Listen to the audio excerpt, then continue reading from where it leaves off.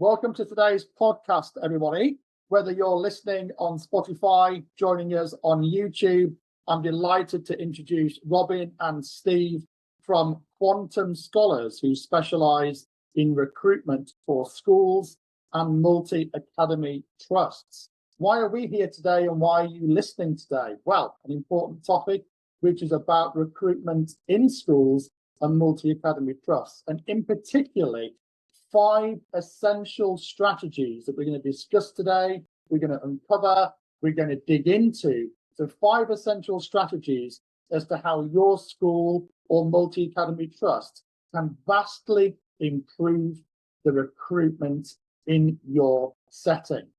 So thank you for joining us. Robin, good morning. Steve, good morning. Robin, good morning, Matt. Today? We'd love to hear a little bit about Robin, your background, your history, your role at Quantum Scholars. To get us started, Robin, please.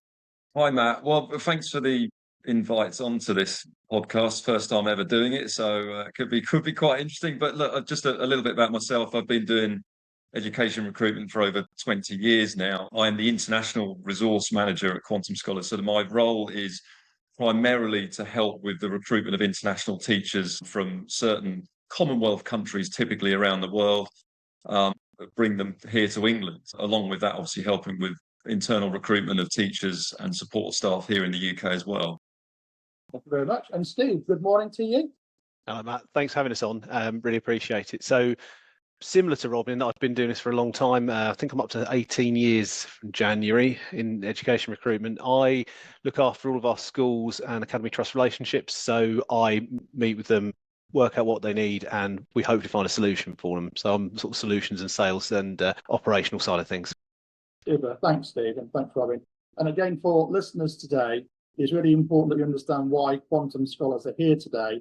And the answer is because they have a fantastic reputation across the schools and MATs that they work with, the schools and MATs that approach Robin and Steve on a daily, weekly basis. So very much the leaders in this particular space. And I think that's important when we start to dive into some of the questions today and the answers and the recommendations that Robin and Steve provide is where is it coming from? It's coming from a place of huge experience, huge amounts of knowledge and background. But for us, the reputation is absolutely outstanding. So on that note, I think we'll dive into the questions if that's all right. So I've got a few to get warmed up. A little bit of stretching on the podcast and warmed up a little bit this morning. Gents, what do you see, hear, I guess, learn? So you're talking to school leaders online, you may be in a school or within a multi-academy trust. What are you seeing? What are you hearing?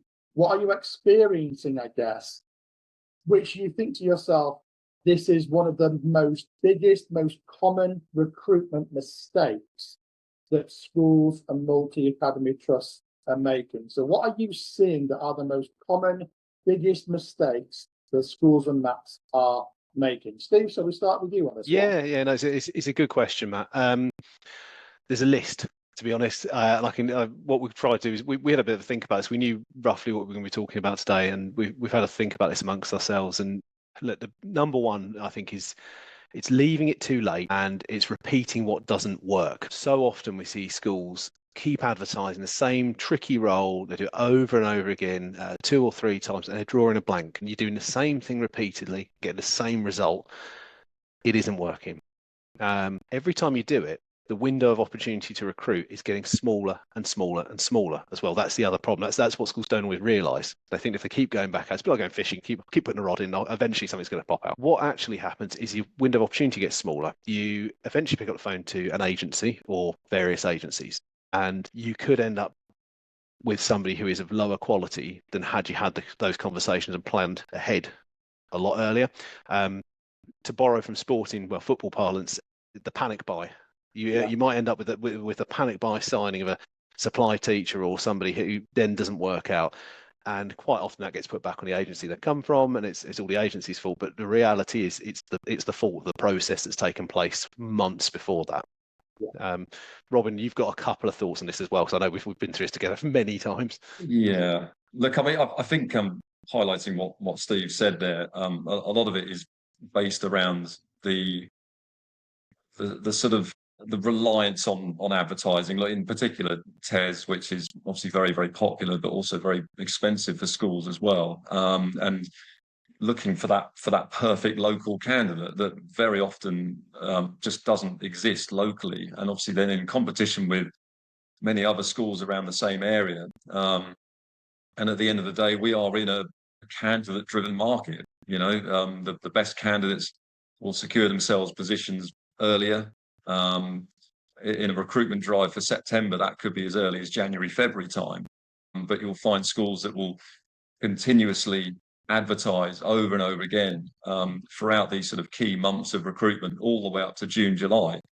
Whereupon they then get desperate that someone is the perfect candidate is not turning up, and then like Steve says, they might then turn to an agency, and often look, we might end up taking the blame for a candidate that is recruited in the dying moments of that season, and when it doesn't always inevitably not work out, but if it doesn't work out a few months in, then we tend to take the blame for it, which is a bit unfortunate, because we have access to fantastic candidates a lot earlier than that, and from sort of January, February as well.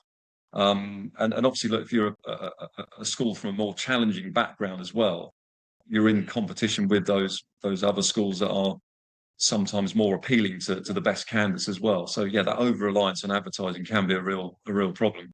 It's super easy, I think, for schools to not realise and not look above the parapet and realise that there's a marketplace there. They're in competition with other schools, and to go, well, we'll find someone put that out. Actually, you're not the only one advertising for that physics teacher. You're one of, when you in the southeast region, you could be one of 150 schools looking for that at any one time, just to pick on an area. Yeah, interesting. So we've got panic buy on the back of, let's say, inefficient or ineffective planning, timing. Yeah. The word that we're looking for here is strategy, isn't it? It's a part of a good strategy is timing, being proactive rather than having to be reactive. What else is on your top kind of problematic list of what schools and maths could potentially learn from? Yeah, absolutely. I think the word time is going to keep coming up here. For us, the other thing that I think is not making time for recruitment. That's it. So I'll tell you what, Matt, I listened to your podcast a few weeks ago with Sonia on culture and school culture, and I genuinely believe that recruitment is a cultural issue in schools. It's about making it part of your culture. When we say that, we talk about making time, doing it outside of the peak times, not leaving it and having it built within your school culture where you make time for it. You sit down with your SLT or your trust leaders and you have discussions and you're open about it. And it also, the other within that, what we often see is when it's not done so well, it's not part of that culture, it's not an important thing, it gets delegated to people who either can't do it because they might be, for example, a middle leader who's just had no experience of recruiting a teacher. It's a different skill set to run in a classroom or head of department. I know this because I've done some of that as well. I've been an ex-teacher myself. It's a totally different skill set. And that can lead to some real problems in itself. I mean, my advice to any school of trust is get all of your middle leaders you want to push and make up to senior leaders eventually. Get them some basic HR training. It sounds daft, but you'd be amazed that a lot of schools don't look at it. What it can also mean is you have inexperienced interviewers who are producing, unfortunately, bad interviews, and that's losing you money, that's losing you time, and ultimately you could end up with a poor outcome in terms of your hire as well. I think I can resonate with that one personally. When I've been interviewed for roles that I've applied for over years gone by, and I would literally occasionally come out of an interview, whether it was online or in person, and I think, wow, those questions are so easy.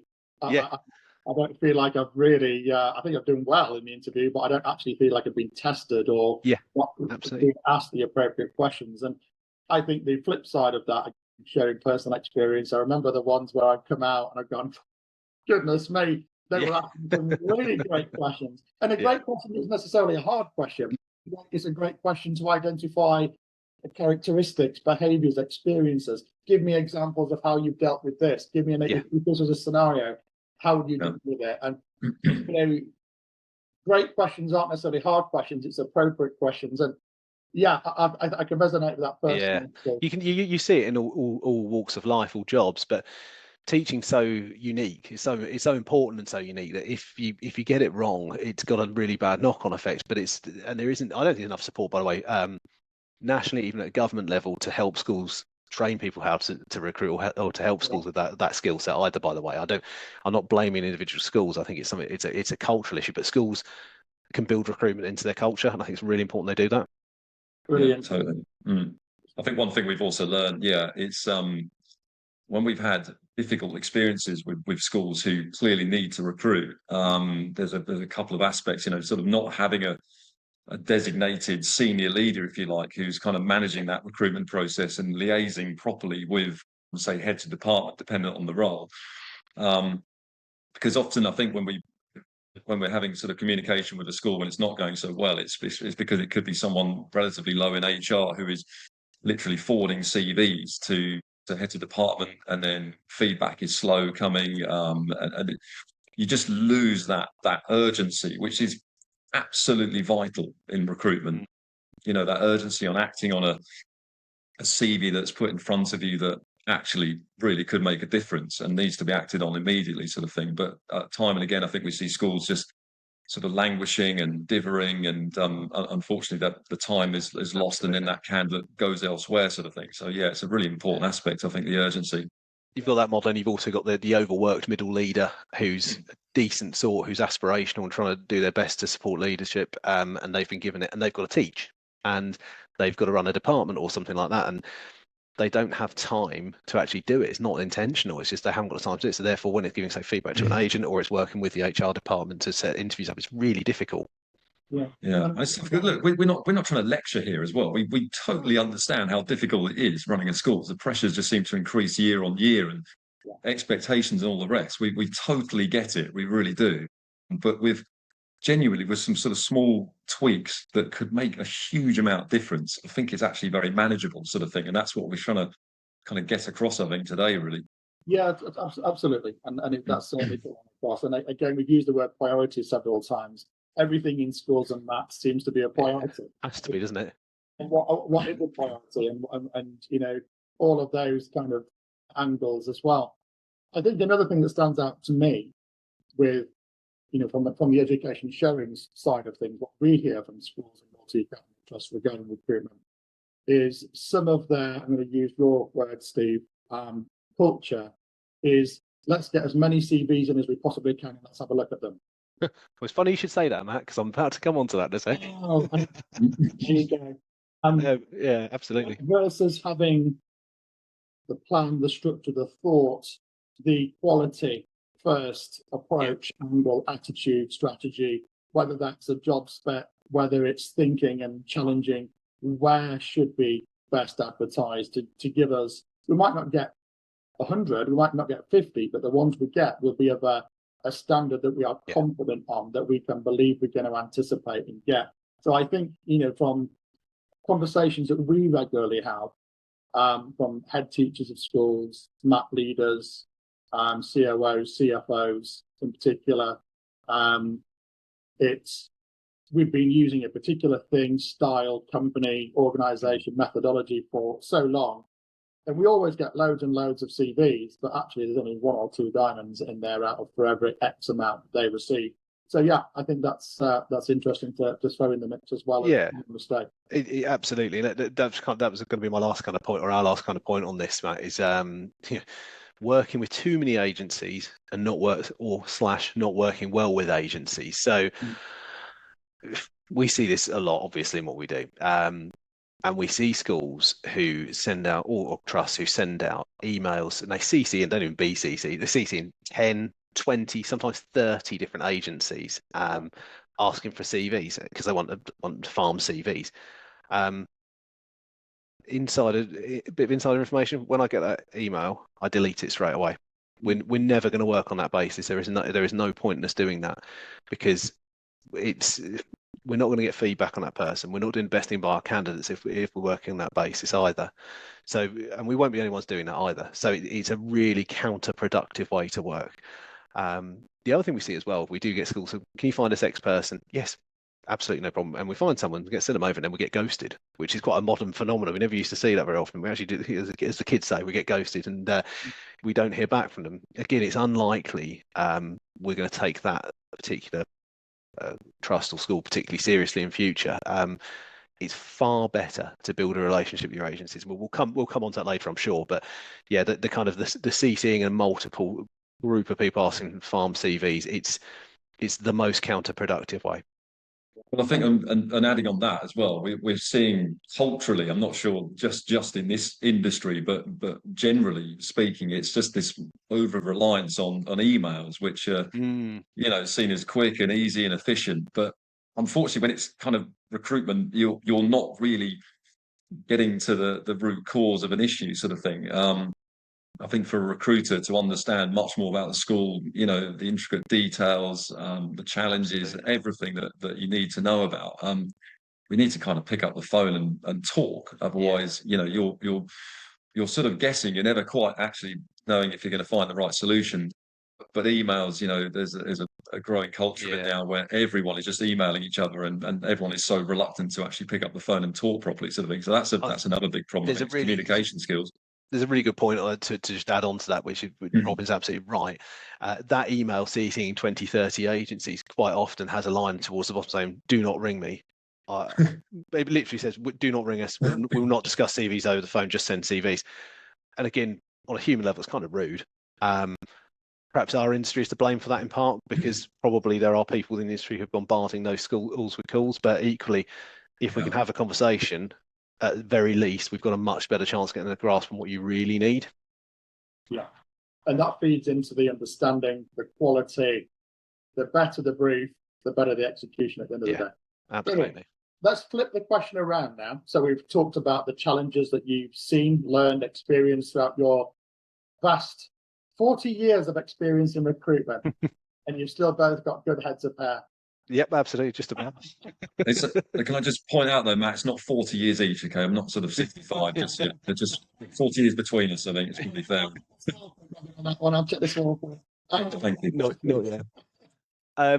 Flipping around now, let's talk about schools and Matt. What can a school and Matt do themselves? So without external assistance support yet, we may come to that question shortly.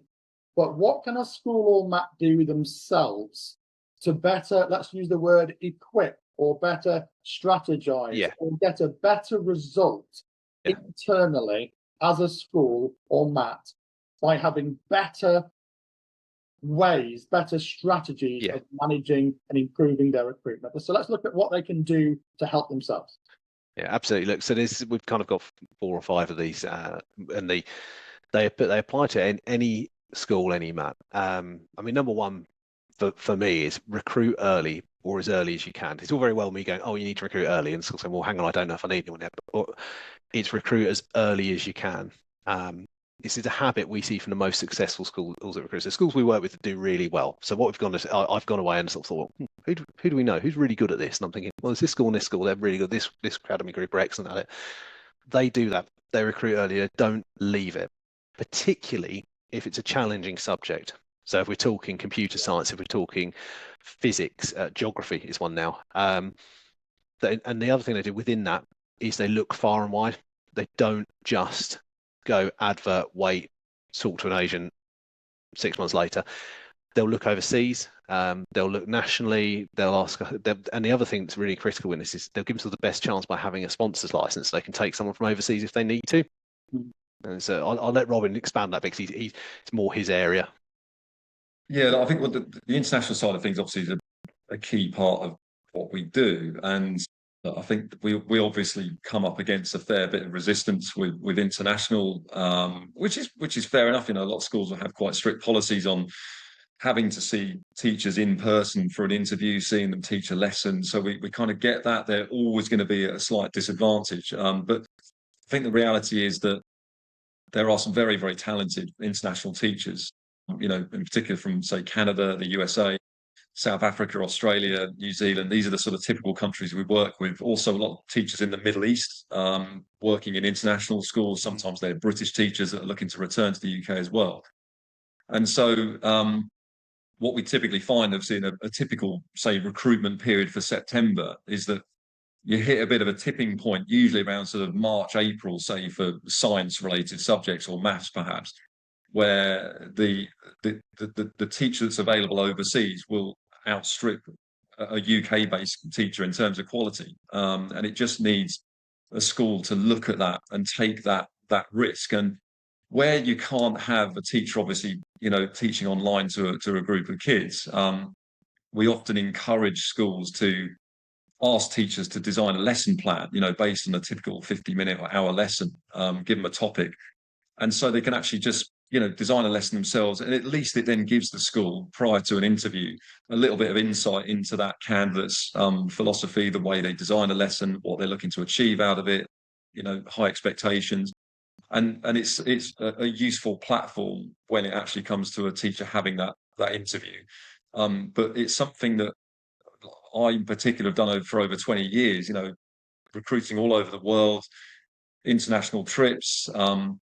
I interview hundreds and hundreds of teachers every year online, and we're looking for candidates who are genuinely committed to wanting to come and work in this country. And you'd be amazed at how many teachers really feel that this is the country for them as well. And as long as we're being very honest and open about the challenges of this country, teaching is not easy here. Kids are very diverse and often challenging to manage. But we're trying to find solutions for every single school. And there are a lot of international teachers that meet that criteria for sure. Yeah, that's really interesting. And again, using the word culture, again, I think it's fantastic for a school to have a culture to look far and wide and to have, incredible different attributes and backgrounds and experiences to blend into the mix. So yeah, well said, Robin. That's great. Okay. Go far, go early. Yeah. Go early. Another one on the what can schools and Mats do themselves to strengthen the recruitment? Absolutely. So, Matt, you just said the word culture. Build recruitment into your culture. Meet with your SLT about it. Be open. Discuss it. Look at what's gone well. Look at what's not gone so well, and have a clear plan for who is recruiting, who owns the process as well within the organisation. So it's not just is it if it's the head, great, or the CEO or the CFO, whoever it is. Make sure they know that and they're comfortable and capable. The other thing, and within that, don't leave until the busy periods. Get the plan in place early. Get agreements with your agencies, your advertising outlets in advance, and set them up for a year at a time. Lots of schools we work with, they've got a price agreement with a fixed price agreement with us, and they know what they're going to pay. And so when they come to us, they know exactly what it's going to cost them. There's no sort of hidden agenda or any kind of sort of magic about it. That's what it is. So build recruitment into your school culture, into your trust culture. I totally see the benefits of that. Absolutely. Again, similar thing. You referred to the podcast with Sonia, the importance of having so many important factors blended in and creating this positive culture of proactivity and thinking and planning and executing, having the right people at the right time, thinking ahead, having contingency plans, all of those types of things. Yeah, really, really important. The other one, which kind of piggybacks onto this a little bit, is do overstaff. Now, again, easy for me to say that sat here on a podcast, given the dire state of finances. So there's a caveat to that, is when it's financially possible to do so. If you've got 1.6 positions to fill and you're able to do it with 2 full-time people, do it, because you will need that extra capacity. You just don't, you might have to stretch your budget, and if you're able to, that's brilliant. But it's a habit we see in successful schools. They'll, I've got 0.4 or something left over, but that's fine, because you'll need cover at some point. Come November, you'll need cover, and you might need to use that person for a bit of cover. You're able to do it, do it. And we know the costs of cover, and we know how difficult it is, because that's incredibly reactionary, as we've spoken about a few times this morning. Very, very difficult to get great quality people quickly, as and when required. Extremely pressurized as well. Exactly, and we know school budgets are squeezed, yet schools are still spending an absolute fortune on short-term supply. But they'll cut spending with an agent on a permanent person, but they'll still go and spend it on short-term supply. And I appreciate that's because it's a needs-must basis. But if you have if you can build a bit more capacity earlier on in your year, you might find it's a little less money spent. Yeah, agree. And it's the same year on year as well. You know, we're middle of October now, and we're just naturally starting to see it get busier as the weather turns. You get into the winter period, supply inevitably just increases tenfold. So yeah, I think for continuity in the classroom, if you can overstaff, then do it, because there's inevitably going to be extra need at some point. You know, it could be maternity cover, it could be short-term illness, sickness, anything like that. It's amazing what's just around the corner. So it's a really tough situation for schools to often be in, isn't it? But yeah, if they can overstaff, then it's highly recommended. It really is. Yeah. And any final thoughts, Steve or Robin? Any final ones that a school or Matt can try and improve themselves? I'll give you two more quick ones. First one is predict trends. So take a look at the ITT numbers. They come out every year in December. We do this every year. Take some time to actually look at these and in the context of previous years, and look at your local geographical area and try and predict trends. Government will always put a media-friendly message about they've recruited 100% of a subject, but if it's 100% of 120 and there's 3,500 state secondary schools in the country, they've not really done very well, and that's often the case when you get into the skin of it. It's worth doing that. Try and predict trends. And then I think the last one on this is agencies aren't the devil, but they do vary in quality. So don't do the emailing 10, 20 different agencies.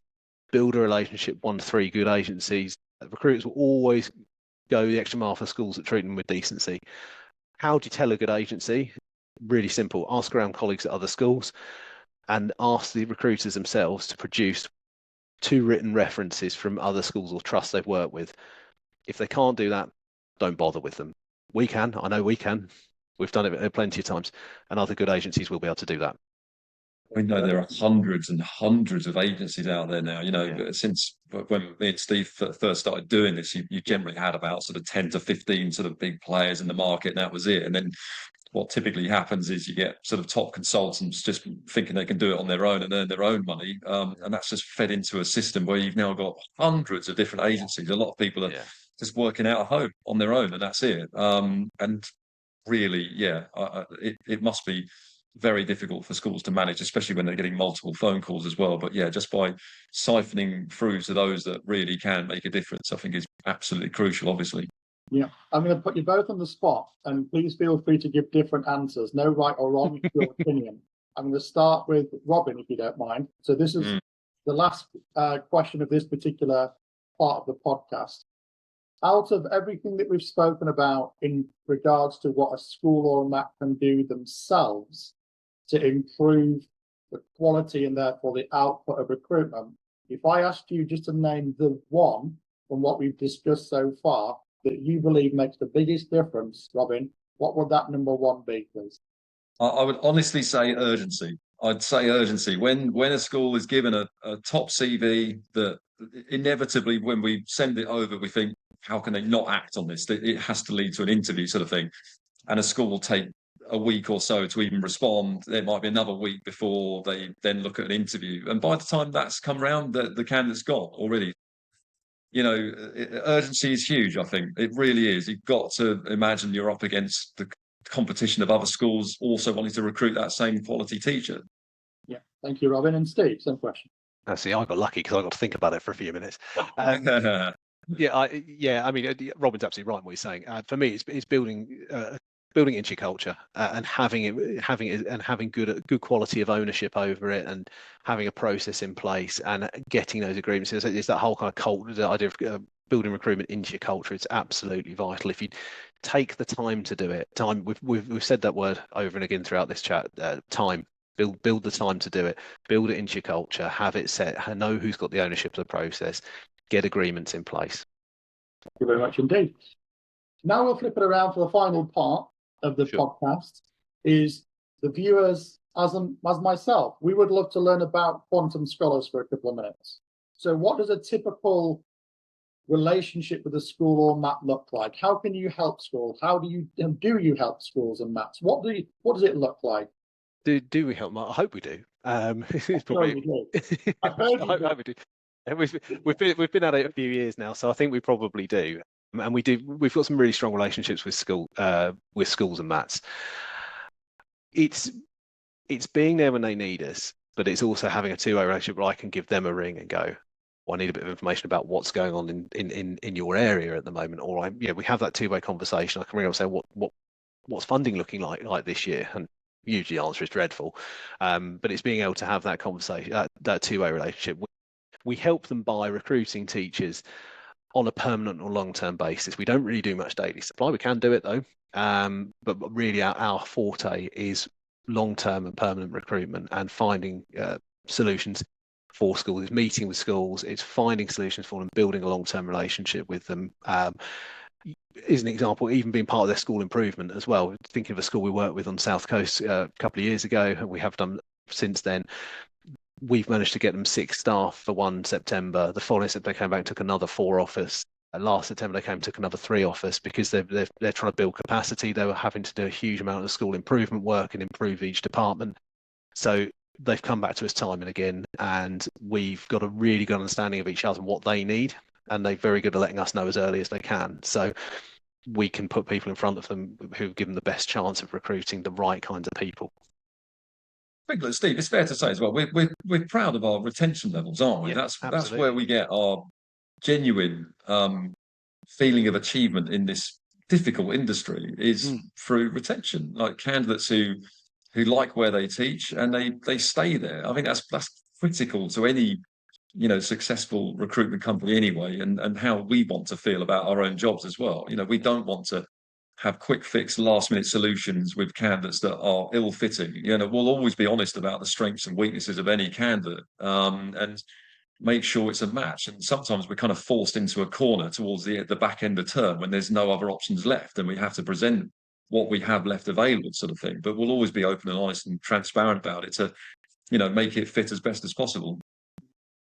Well, head teachers, MAT leaders, HR managers, school business managers tasked with recruitment right now, and they're listening to this podcast or watching us, and they're thinking, this is us. We are struggling with recruitment, or we have one place that we're looking to fill, or a couple of places. It could be November, it could be after Christmas, it could be other key critical times in the recruitment cycle throughout the academic year.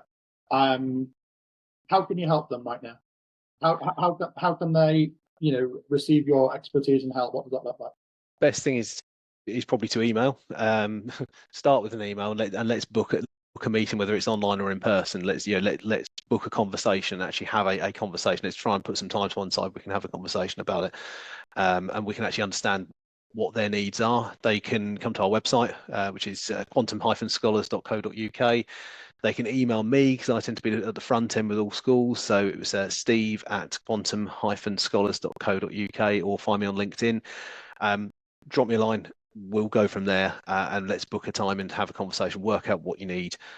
We've got different solutions for different things as well, Matt. It's not always a one-size-fits-all approach with us, but we will probably be able to find you options. That's one thing I would hand on heart say. We won't promise, but we probably will be able to find you options and solutions, and it's how we do that. But if we can have that initial conversation, we'll both be in a much better place to understand what we need.